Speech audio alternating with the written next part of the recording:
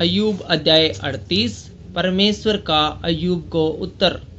तब यहोवा ने अय्यूब को आंधी में से यूं उत्तर दिया, यह कौन है जो अज्ञानता की बातें कहकर युक्ति को बिगाड़ना चाहता है। पुरुष के समान अपनी कमर बांध ले, क्योंकि मैं तुझसे प्रसन्न करता हूँ और तू मुझे उत्तर दे। जब मैंने पृथ्वी की नींव डाली तब तू कहाँ था। यदि तू समझदार हो तो उत्तर दे। उसकी नाप किसने ठहराई, क्या तू जानता है। उस पर किसने सूत खींचा, उसकी नींव कौन सी वस्तु पर रखी गई, या किसने उसके कोने का पत्थर बैठाया।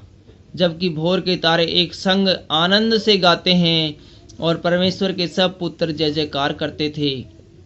फिर जब समुद्र ऐसा फूट निकला मानो वह गर्भ से फूट निकला, फिर तब किसने द्वार बंद करके उसको रोक दिया, जबकि मैंने उसको बादल पहनाया और घोर अंधकार में लपेट दिया और उसके लिए सीमा बांधी और यह कहकर बेंडे और किवाड़ लगा दिए, यहीं तक आ और आगे न बढ़, और तेरी उमड़ने वाली लहरें यहीं थम जाए।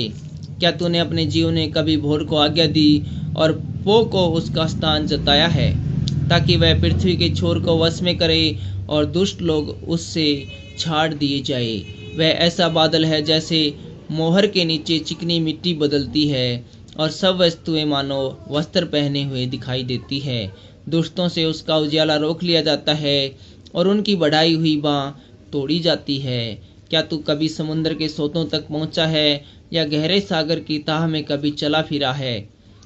क्या मृत्यु के फाटक तुझ पर प्रकट हुए, क्या तू घोर अंधकार के फाटकों को कभी देखने पाया है। क्या तूने पृथ्वी की चौड़ाई को पूरी रीति से समझ लिया है। यदि तू यह सब जानता है तो बतला दे। उजियाले के निवास का मार्ग कहाँ है और अंधियारे का स्थान कहाँ है। क्या तू उसे उसकी सीमा तक हटा सकता है और उसके घर की डगर पहचान सकता है। निस्संदेह तू यह सब कुछ जानता होगा, क्योंकि तू तो उस समय उत्पन्न हो चुका था और तू बहुत आयु का था। फिर क्या तू कभी हीम के भंडार में बैठा, या कभी ओलों को भंडार को तूने देखा है, जिसको मैंने संकट के समय और युद्ध और लड़ाई के दिन के लिए रख छोड़ा है। किस मार्ग से उजियाला फैलाया जाता है और पूर्वाई पृथ्वी पर बहाई जाती है। महावृष्टि के लिए किसने नाला काटा और कड़कड़ाने वाली बिजली के लिए मार्ग बनाया है, कि निर्जन देश में और जंगल में जहाँ कोई मनुष्य नहीं रहता, मैं बरसाकर उजाड़ ही उजाड़ देश को सींचे और हरी घास उगाए।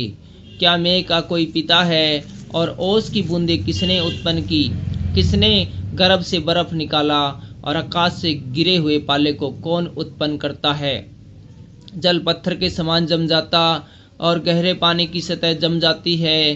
क्या तू कचपिचिया का गुच्छा गुथ सकता है, या मृगशिरा के बंधन खोल सकता है। क्या तू राशियों को ठीक ठीक समय पर उदय कर सकता है, या शपथ ऋषि को साथियों समेत चला सकता है। क्या तू आकाश मंडल की विधियां जानता और पृथ्वी पर उनका अधिकार ठहरा सकता है। क्या तू बादलों तक अपनी वाणी पहुंचा सकता, ताकि बहुत जल बरस कर तुझे छिपा ले। क्या तू बिजली को आज्ञा दे सकता है कि वह जाए और तुझसे कहे, मैं उपस्थित हूँ।